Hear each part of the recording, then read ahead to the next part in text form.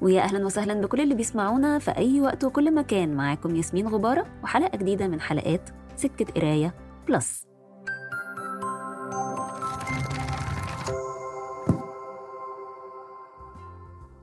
ولسه مكملين كلامنا عن أدب الناشئة واليافعين، وحلقة النهاردة هتكون على المرحلة الأكبر من أدب الناشئة. ولكن هنا يحضرنا سؤال: هل أدب الناشئة موجود من زمان؟ أبدا. تصنيف الأدب عموما ما كانش موجود بالشكل الحالي، وحسب مقال نشر للصحفية ليلى الراعي عن أدب الناشئة، فبداية تصنيف أدب الناشئة عموما بدأ مع ظهور المطبعة وانتشار التعليم، وبدأت دور النشر تاخد من الأعمال الملحمية الكبيرة المنشورة في مجلدات، تاخد منها الأجزاء اللي ممكن تشد السن الأصغر وتعمل منها نسخ حجمها صغير ومناسبة لسن الناشئة. وده بيحصل لحد دلوقتي، وحصل مع أحمد بهجت لما صدر له نسخة مبسطة من كتابه المعروف أنبياء الله، وتوجهت بها دار الشروق إلى سن الناشئة أو شباب الغد على حد تعبير الدار في تقديمها للكتاب. ومع اهتمام دور النشر بأعمال موجهة للسن الأصغر وانتشار الرواية بشكلها الحديث، لأن في البداية كانت الحكايات بيتم سردها بشكل عشوائي، لكن بعد ظهور فن الرواية بعناصره من بداية ونهاية وحبكة وتطور زمني ورسم الشخصيات وغيره، أقبل الشباب على قراءتها، خصوصا اللي بتحمل حس المغامرة، وأصبح للرواية دور في تكوين شخصيتهم. وسردت الصحفية ليلى الراعي في مقالها عن أدب الناشئة تحليل لإقبال الشباب على نوع الروايات المرتبط بالمغامرة والخيال، وقالت إن ده لطبيعة المرحلة العمرية في المراهقة اللي بيسيطر عليها خيال واسع بخصوص المستقبل، بيبقى عندهم تساؤلات كتير بتخلي عندهم دايما رغبة في إنهم يعرفوا عن كل حاجة أكتر. ومن هنا دخلت روايات أدب اليافعين أو أدب الناشئة إلى تصنيفات الأدب، وأصبح ليها وجود ومكانة مهمة. وطبعا أكبر مثال على ده هو روايات دكتور أحمد خالد توفيق ودكتور نبيل فاروق، اللي فيه جيل كامل طلع عليها وبقت جزء من حياته وتكوينه. وما اعتقدش ان ظهر بعدهم سلسلة روايات في العالم العربي بالجودة والتأثير ده، لكن طبعا في محاولات كتير جادة ومختلفة وبتوصل بشكل كويس جدا وإن كانت قليلة. في ندوة عن أدب الناشئة واليافعين أقامتها مدونة أدب الطفل العالمي بعنوان الأدب العربي والقراء الصغار. تم طرح موضوعات كتير في الندوة دي، منها اللغة المستخدمة في أدب الناشئة، الكتابة باللغة العامية أو باللغة الفصحى مع العامية، أو استخدام مستويات بسيطة من اللغة الفصحى ومزج المصطلحات الدارجة بين سن الناشئة في لغة الروايات الخاصة باليافعين. كل دي أساليب بيستخدمها كتاب أدب الناشئة بالشكل اللي يخدم النص ويخدم الفئة اللي بيستهدفها النص. مثلا الكاتبة رانيا حسين أمين اللي اتكلمنا عنها الحلقة اللي فاتت، اللي هي مؤلفة قصص فرحانة، ليها تجربة خاصة في أدب اليافعين فيما يخص موضوع اللغة ده. صدر ليها عن دار الشروق عمل أدبي بعنوان بره الدايرة بطبعتين، الطبعتين من نفس العمل، لكن طبعة باللغة العامية بعنوان بره الدايرة، وطبعة تانية باللغة العربية الفصحى بعنوان خارج الدائرة، والطبعتين بلغة المبيعات حسب تصريح دار الشروق لقوا نفس الإقبال. ودي نقطة مهمة، لأن تقديم أدب الناشئة باللغة العربية لجيل جزء كبير منه بيتعلم وبيتعامل بلغة غير العربية، وجزء كبير منه مشغول بفكرة السوشيال ميديا والمحتوى المرئي والمسموع أكتر من المقروء، كل دي حاجات بتمثل تحدي عند كتاب أدب اليافعين في العالم العربي. والتحدي الآخر اللي طرحه كتاب أدب الناشئة في الندوة دي ولفت نظري هو: هل إحنا بنكتب للأطفال والناشئة ولا للأهل اللي غالبا بيختاروا الكتب لولادهم؟ هل وإحنا بنكتب بنبقى حاطين في بالنا رقابة الأهل؟ وهل لو ما كانش فيه حدود في الكتابة للسن ده كنا هنكتب إيه؟ وبدأ الكتاب يتناقشوا وقالوا إن طبعا في رقابة ذاتية بيحطها كتاب الأطفال واليافعين على نفسهم، سواء وهم بيختاروا اللغة أو كمان الموضوعات اللي هيطرحوها. والرقابة الذاتية اللي جواهم دي بتبقى خوف من إن العمل ما يوصلش لجمهوره الأساسي اللي هم طلاب المدارس بسبب رقابة الأهل والمدرسين، وإن في قضايا كتير بيبعد عنها أدب اليافعين في العالم العربي أو بيتناولها بشكل سطحي خوفا من النقطة دي. وكانوا شايفين إن حتى قصص الحب في مرحلة المراهقة مش بيتم تناولها بصورة واقعية في أدب الناشئة في العالم العربي إلا نادرا.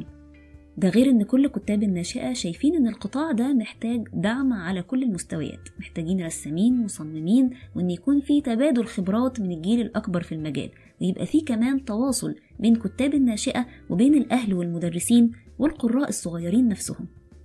القراء الصغيرين اللي لما العمل بيوصلهم وبنديهم فرصة مناقشته بنتفاجئ بقدر كبير جدا من الوعي والحساسية وقدرتهم على التقاط التفاصيل.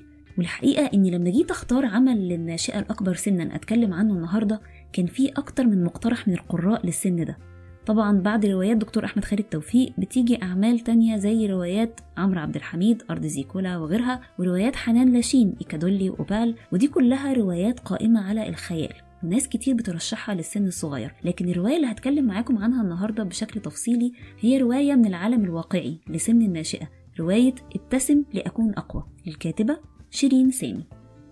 شيرين سامي اتنشر ليها مجموعة من الروايات الجميلة، لكن دي أول تجربة ليها في أدب اليافعين، رواية ابتسم لأكون أقوى الصادرة عن دار الشروق، واللي مناسبة للناشئة الأكبر سنا، يعني بداية من سن 12-13 سنة.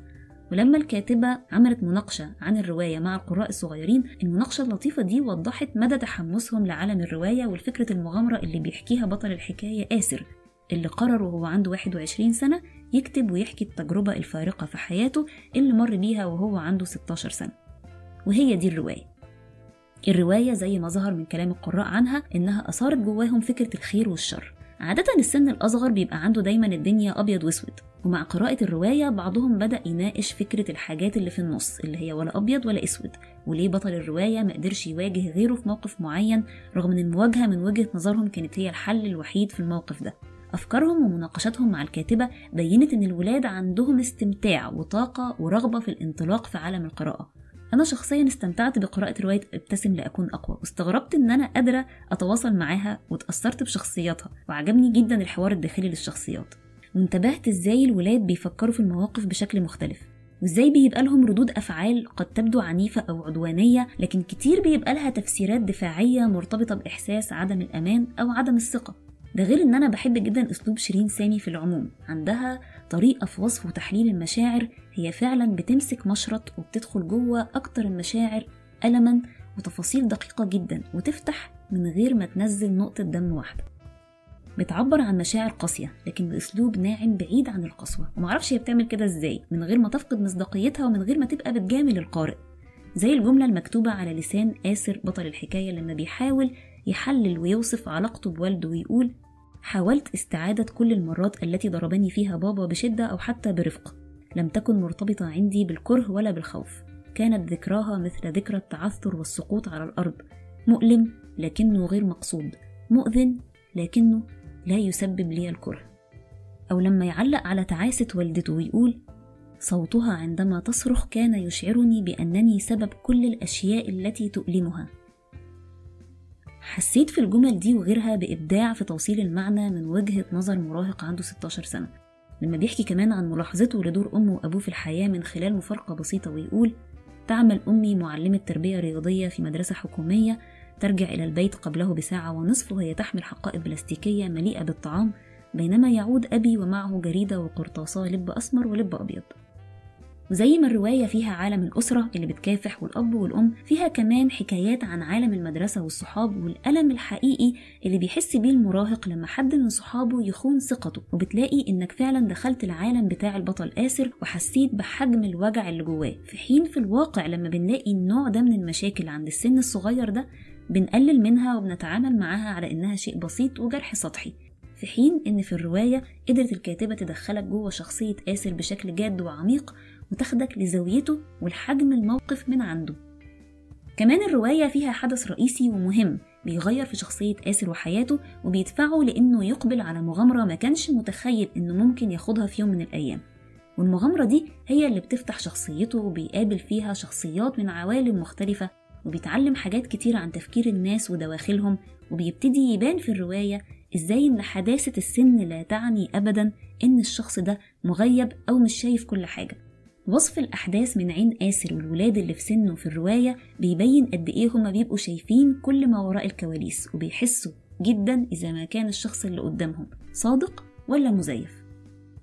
رواية ابتسم لأكون أقوى كمان بتأكد على أهمية الدعم النفسي، وإزاي إنه بيساعد السن ده على إنه يختار صح، وده ظهر في كلام آسر لما حكى عن دعم أصدقائه ليه في أزمته وقال: في المساء طرق بابي زين وفراس ومعهما لفافات طعام، كان مظهري المتعب مفاجأة لهما، شرعا فورا في محاولة ترتيبي، تولى زين ترتيب شكلي، أما فراس فكان يحاول ترتيبي من الداخل، يتحدث بلا توقف، يضحكني ويشاغبني، تناولنا الطعام سويا، بعد أن تركوني كنت خفيفا مثل فراشة. وتبين الرواية إزاي إن الدعم ده بيزود قدرتهم على تخطي المشاكل أو مواجهتها، والأهم كمان إنه بيساعدهم على إظهار الخير اللي جواهم واختيار الخير من الاختيارات المتاحة حواليهم. وهنا نوصل لسطر من أحلى سطور الرواية واللي بيقول فيه آسر: ثمة أملا في عالم نظيف لا يحكمه الأوغاد، حتى لو كان عالما صغيرا وفقيرا لكنه سيتسع لمن يسعى إليه. عبارات ومعاني عالية زي دي خلتني أفكر، هل ده معناه إن دي تجربة أدبية جميلة في العموم ومش مرتبطة فقط بسن الناشئة؟ بعد حيرة وتفكير قررت إنها رواية عن الناشئة، لكنها غير موجهة للناشئة فقط، موجهة لكل شخص. أي شخص ممكن يستفيد ويتأثر ويستمتع بالرواية دي. وده بيحطني قدام سؤال: هي إيه الحكمة من التصنيف في الأدب؟ ممكن تكون الحكمة الأساسية من تصنيف العمل ده بالتحديد كأدب ناشئة هو إن احنا نقول للأهل والولاد إن الرواية موجودة ليكم وعنكم، ولو قريتوها هتفرق معاكم كتير. لكن أعتقد إن التصنيف لا يعني أبدا الحصر في سن معين. يمكن الحاجة الوحيدة اللي حسيت إنها زيادة في الرواية هي فكرة الموضوعات المتشعبة في جزء معين من أحداث الرواية. حاولت الكاتبة تحط للقارئ حديث السن وعي أكتر ببعض الأزمات الإنسانية اللي حصلت في العالم السنين اللي فاتت، بس الموضوع زاد شوية لكنه ما أثرش على استمتاعي بالرواية لأني نحيته جانبا وكملت في الخط الأساسي. وكان سهل عليا أني أعمل كده لأن ما كانش فيه إلحاح من الكاتبة على الجزئية دي. يمكن دي النقطة الوحيدة اللي من وجهة نظري لم تكن موفقة في الرواية. رواية ابتسم لأكون أقوى هي حوالي 140 صفحة، رواية للمرحلة الأكبر من سن الناشئة. اللغة فيها جميلة وبسيطة وفيها تشبيهات وإبداع، وعناوين الفصول الداخلية مبتكرة ومناسبة للحكاية. وفعلا شيرين سامي بسطت اللغة أكتر عن أعمالها الروائية الغير موجهة للناشئة، لكنها احتفظت بسلاسة السرد والعذوبة ورشاقة الكتابة. الغلاف كمان رائع ومعبر عن أزمة الرواية بشكل فيه فكرة، وهو شغل للمصمم هاني صالح. التأثير الأساسي للرواية عليا إنها خلتني أشوف صراعات ومشاعر الناشئة بشكل مختلف تماما، أحترمهم أكتر وأحس بنقائهم الداخلي اللي بتخبيه اللخبطة اللي جواهم وتشوه العالم من حواليهم. وبكده مستمعينا نكون وصلنا لآخر كلامنا عن أدب الناشئة. أتمنى تكون التجميعة اللي عملناها عجبتكم. كانت معاكم ياسمين غبارة، ونتقابل على خير الحلقة الجاية في سكة قراية بلس.